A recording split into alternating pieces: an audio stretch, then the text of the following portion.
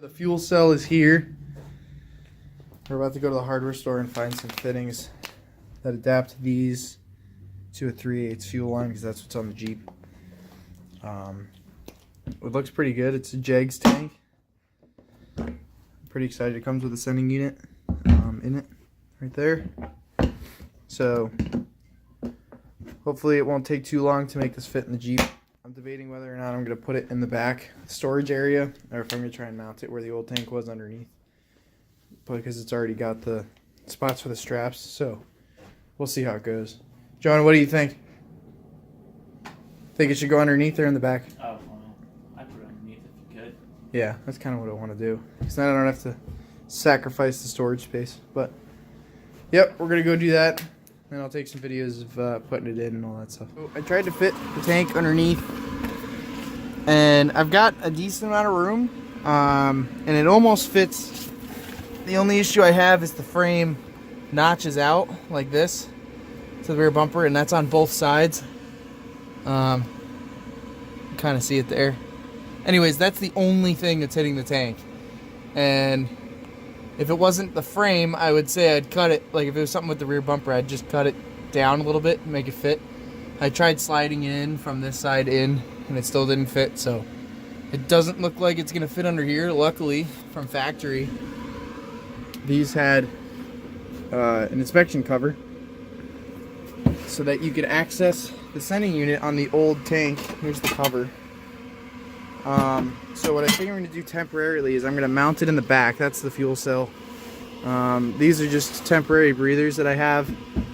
There's check valves in there, but this is all that I could use on short notice. So that's what I'm going to use for now.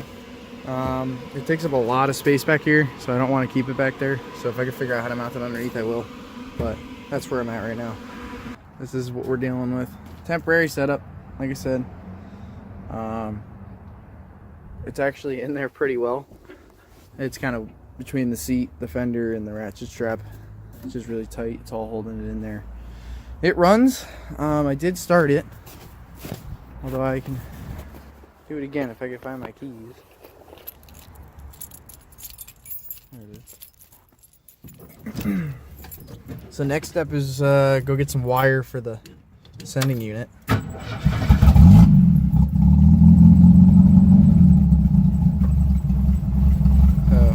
She's still cold.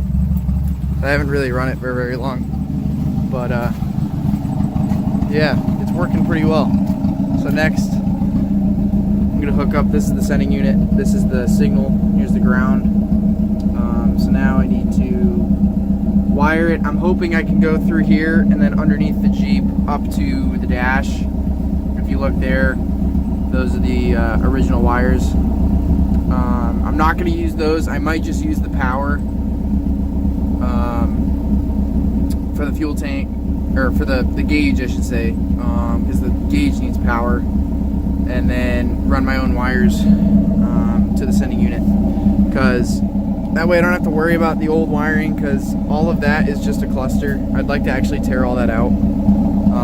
And here's some of the old fuel pump wire, or sending unit wiring and stuff. I don't really want to use this because it's kind of jank.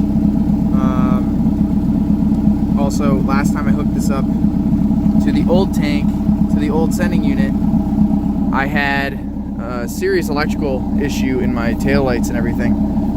They would, like, when I hit the brake, random things would turn on and then it'd blow the fuse, or it wouldn't blow the fuse and just hardly anything worked. And I followed the wiring all the way through here, down to here, and I had some serious amperage issues, and I ended up finding out that that's what it was. So I'm trying not to use those again. I also eventually would like to, this was just temporary to see if my CB worked, but I did get a CB for this, so I got to find power and ground for that, and then where I'm going to mount it. I also want to get my fan working again. Not that I use it, it's just kind of cool that it still worked when I got it. That white wire comes all the way through here, and then it goes up through here, into there. So then it goes down the dash and then disappears. It just randomly stopped working one day, and I kind of tugged on this a little bit, and it ended up just coming up and it wasn't connected to anything. I didn't tug on it hard, so I don't think I disconnected anything. I also need to get rid of this bird's nest that's been in the headliner. I think I'm just going to remove the headliner. I did back there, and it's all painted up there. So I think I'm going to just do that through the whole thing. I am a little worried about the dome light, because the dome light kind of stays into the headliner. So I'm not sure how I'm going to mount that, but we'll see when we get there. If anybody needs a Postal Jeep hood, which I don't know if anybody would, but if you do, I have the original hood for mine. It's white, obviously, no stripes. That's why I got my hood, because it had the stripes on it. So if anybody needs one, I do have it. It's in pretty good shape. There's a little bit of surface rust, but obviously that's nothing to worry about. There's no serious rust on it. So if anybody's interested, shoot me a message, comment below, and let me know. Thanks.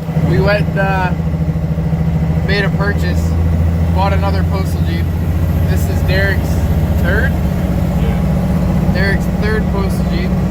This is my second, technically. We kind of went in halves on it, so it's both of ours, but I don't know if you can see it or not, but there she is. All fiberglass body. It's kind of hard to find information on it, but yeah, we're looking forward to getting it going again. It'll be pretty cool. So stay tuned. Giving it its first wash since 2011. It's cleaning up half decent, actually. It's not too bad compared to what it used to be. There's some spots that we still can't really get it off, like right there. So we'll have to really dig at it. But it makes mine look a lot better than it actually is. But yeah, so hopefully it cleans up nice. We took the carpet out of it. It was disgusting. There's actually like raccoon poop in it and stuff. Of course that door doesn't want to open now. Hold on. There it is. With no carpet. What's nice about fiberglass, it doesn't rust, so yeah, cleans up pretty well.